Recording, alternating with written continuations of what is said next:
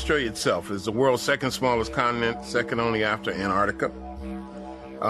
It's the smallest inhabited continent. The name Australia means Great South Land. And the first people of Australia were the people we call Aboriginal Australians, commonly called blackfellas. And of course, you have different names, the Koori, the Guri, the Noongar, and various names. The people of Australia, originally Australia was an African land. In fact, in European documentation, they considered it an African satellite. When the British came into Australia and began the mass extermination of African people, they were crystal clear who they were exterminating because they said it. And also we know that right off the coast of Australia was an island called Tasmania, a little island off the coast of Tasmania. There are no living Tasmanians in existence right now. You can't find a Tasmanian man, woman, or child because the British systematically exterminated the entire population.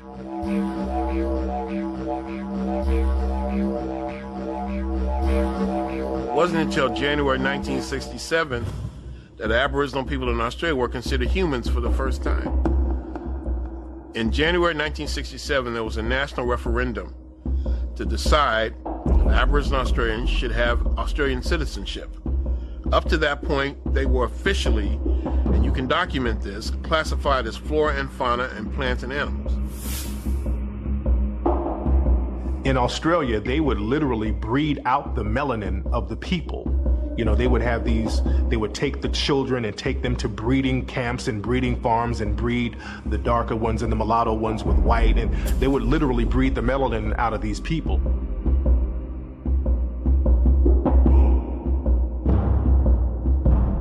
The movie Rabbit Proof Fence is about that breeding process, them breeding out the melanin of the Aboriginal people. So it was very deep what was going on over there.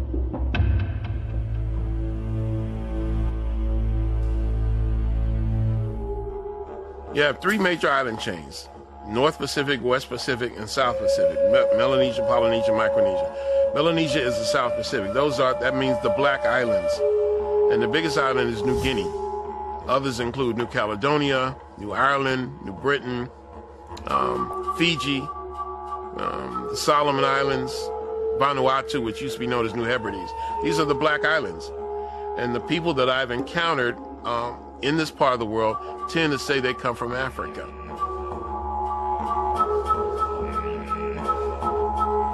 People tend to have very, very Africoid features: dark skin, tightly curled hair, large afros, we call them today. Many of them say they come from Africa, especially in Fiji. And also in Buka Island. And I ask people, where do you come from? We come from Africa. And they're very matter-of-fact about it. Buka, B-U-K, means black skin. And they have the reputation of being the blackest human beings on earth. So quite naturally, that was where I wanted to lay my head.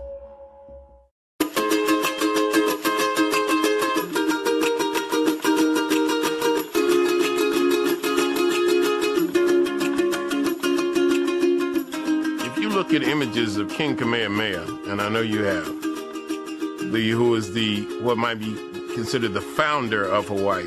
It's like the founding father of Hawaii. Clearly Africoid.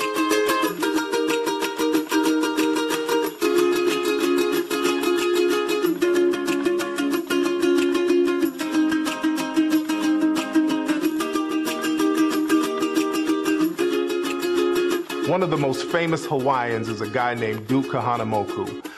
Duke was one of the forefathers of modern surfing, and they would use Duke to promote tourism in Hawaii.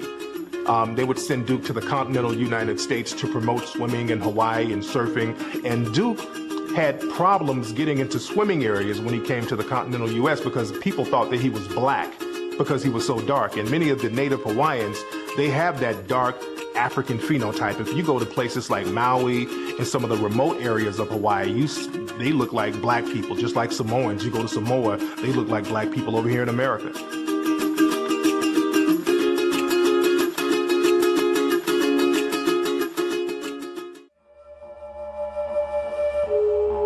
I'm doing an interview, a call-in thing, and somebody called in and says, I'm a Hawaiian. And he says, the problem was you just didn't meet the right people. I said, really? He says, when I was a young boy, my grandmother used to tell me that when Kamehameha was trying to unite the Hawaiian Islands, this is around 1815, that he ran into trouble and he sent back to Africa for reinforcements. He said that was a Hawaiian tradition.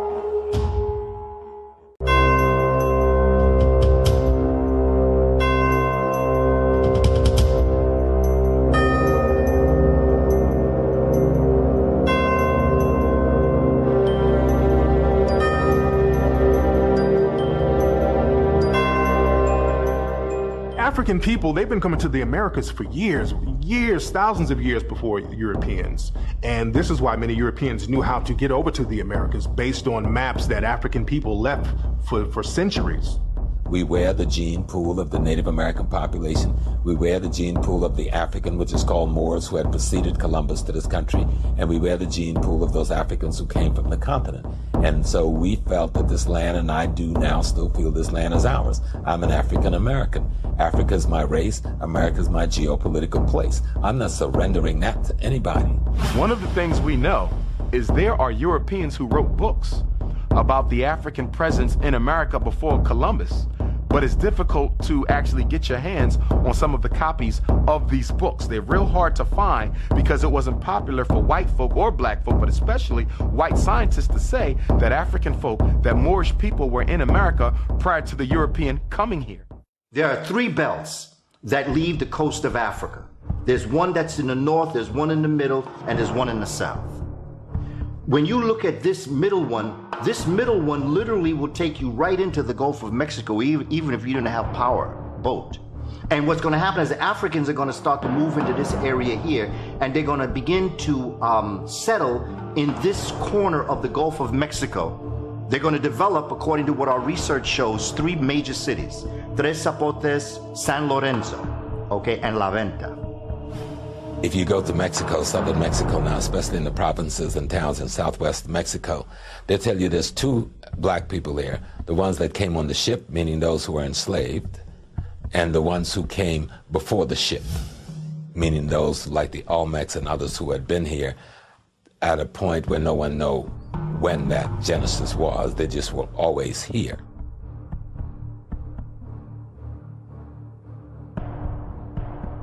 The Olmec problem was the European scientists, after finding it, it was found by a little farmer who was clearing the land for him to grow some maize and grow his corn. And he found what looked like an upside-down pot. And when he called the owner of the land over, they found out what it was, and he excavated it, and they found this gigantic head. Now, that was back early in 1837 or 1897 or something around that time.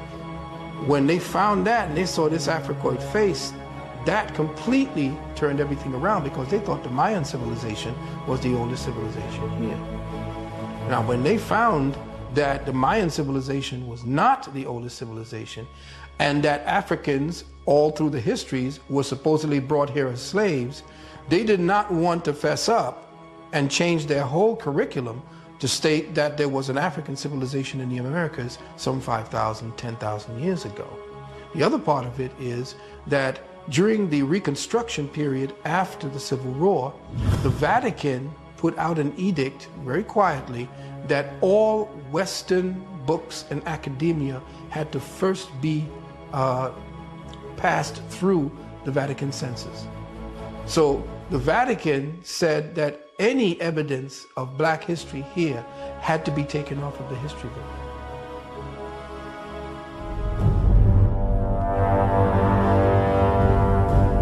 This man, Coe, who essentially became the top man that you went to see about Mesoamerican civilization, he worked for the CIA. When I was down there in Mexico, I saw one Olmec statue. It was very interesting to me. It had the face of an African person, and the name of the statue was actually called Monkey Looking in the Sky. And what they would do, they would try to pretend that a lot of these statues were actually animals. Like the Olmec heads, they would try to say that they were jaguars or they were aliens from outer space. The European archaeologists would try to make up anything to say that they were not black. But this one statue called Monkey Looking in the Sky is clearly not a monkey, because first of all, monkeys don't have full lips, and it looks like a person. It is a person.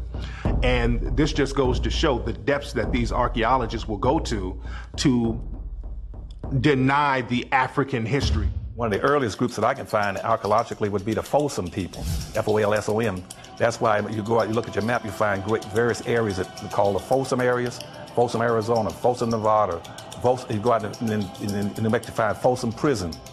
And you find one, and one of the biggest archaeological and oldest digs in America is called the Folsom Archaeological Findings out there, where they found all these African artifacts in the ground. And that was 16,000 years ago. 6,000 years ago, Asians began to migrate across the Bering Straits into the United States, and they came into the United States across the Bering Straits into Canada, then down to the northern part of the United States, and down into the southern part, and they interbred and met and interbred with blacks, those Folsom people. And otherwise, that's why American Indians never had slant eyes and were never yellow skinned. They became round-eyed and brown skin and red skin. All over the country of Costa Rica, you have these little African-like statues just all over the place. And when you go to the museums, you see these African artifacts, African-style gold, a lot of monuments and artifacts that resemble monuments and artifacts from West Africa. You have one part of the Mississippi River go one way, the other part goes the other way. In the Y of that split, you have a place that Native Americans call Cahokia.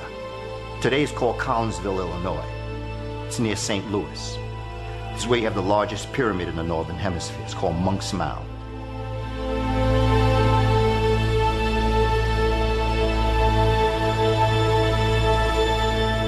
If you look at pictures from the 1900s and beyond, most of the Native American people were very dark-skinned. Sometimes they were very jet black. But most Native American people before 1900, if you look at photos of them, they're extremely dark-skinned people, especially on the West Coast, like in California.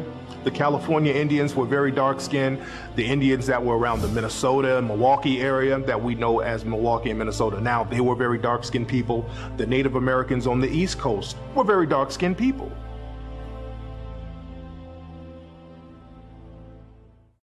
In the late 1800s, there was something called the Dawes Rolls, which was basically a census that made records of people's ethnic backgrounds in order to determine which Native American tribes would get certain land allotments and other benefits. After slavery, many black people were associated with some of these tribes by bloodline, through marriage, through adoption, and even servitude. And because they were associated with these tribes, many black people were entitled to some of these benefits. The government did not want blacks to get these benefits, so they created a separate freedmen's list specifically for black people. They also started to list any full-blooded Native American who had African features as black, because they didn't want them getting those benefits either. At the same time, they allowed white citizens to come in and pay money under the table to be listed as part Native American. 1895 and 1896, when a lot of the whites found out the benefits that these blacks are going to be entitled to, a lot of whites went to the Dawes Commission and say, look, why don't you put my name on there? They said, but you're not an Indian. So that's what they said, well, I'll give you $5. So the rule got around, the policy got around that for $5 that a white could put his name on the Dawes rolls and be called himself an Indian and be entitled to all these benefits, and all their children could be entitled to all these benefits forever. And so that became known as what's called a $5 Indian. And so if you go around now and check most of the Indians, the so-called Indians in America, about 90% of them are not even Indians. Those are just whites now who are passing as Indians. But they're getting all the benefits. And they're not paying any taxes, getting free college education. They put up a little reservation on the land that they don't live on. They have another home off and get all kind of benefits.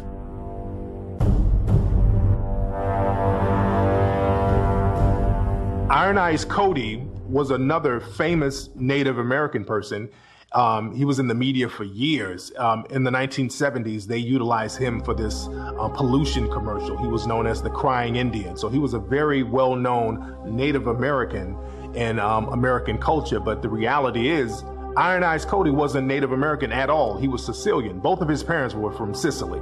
So he didn't have one drop of Native American blood in him. He was another fake Indian.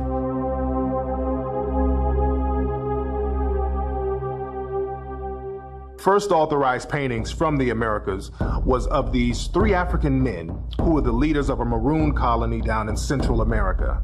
And these men, the legend is that they were enslaved Africans who escaped, and they were shipwrecked, and they formed a maroon colony down in Central America, and they became leaders of the Native American tribes down in Central America. And this painting of these 3 African men, it's at a museum in Madrid, Spain today.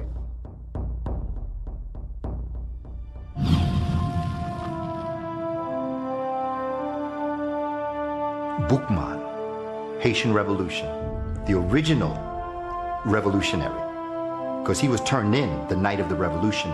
That's when Toussaint Louverture took over. The book Irritated Genie, we need to read. His name was Boukman. Boukman was called Boukman from Jamaica because he couldn't be handled in Jamaica. He was sold to Haiti. He started a rebellion amongst the African people. And they knew him as Boukman because they always read. He was very intelligent. He always taught the people who they were and what they were. The night before the revolution, Boukman looked to his brothers and sisters in the field. And he said, "You want to win? Cast aside your white God. Embrace your African spirit. You are free." He didn't say you will be free. He didn't say you can be free. He didn't say you could be free. He said, cast aside your white God. You are free. Had it not been for the Haitian Revolution, America would be 50% of its current size, if not more. The Louisiana Purchase doubled America's size, and it would have never been a Louisiana Purchase if there had never been a Boukman Dada, Jean-Jacques Dessalines, and Toussaint Louverture, because it was their victory over Napoleon's army that bankrupted the banks of France and forced them to sell its shares of land in America to this country. Toussaint Louverture gave millions of dollars to a man named Stephen Girard. He was a European sea captain. And Toussaint Louverture gave him this money to get arms because they were going to set up a colony in Africa to fight slavery. And when Toussaint Louverture went to prison, Stephen Girard would not return the money to Toussaint Louverture and his descendants and his family. So Stephen Girard took the money, the millions of dollars that he got from Toussaint Louverture, came to America, started Girard College, and he really became the first American millionaire. And so a lot of people don't know that Girard College was founded on stolen money from Toussaint Louverture.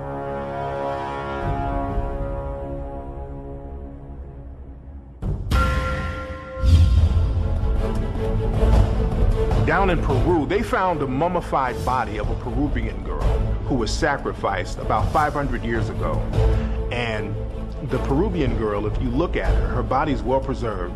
She has African features, African facial features. She even has African style braids. And this Peruvian mummified girl is still on display. The HMS Challenger was a ship that went on an expedition in the 1870s. And they went to different places around the world, and one of the places they went to was a place down in South America called Terra del Fuego. It's right on the tip of South America. And they took photographs of some of the Native American people there. And one of the Native Americans down there, one of the Native American pictures they took is a man who looks like a West African man. He's pure Native American though. And this picture of this Native American man who looks like a West African, this photograph is at the London Museum to this day. So this just goes to show many African-looking people were already over here.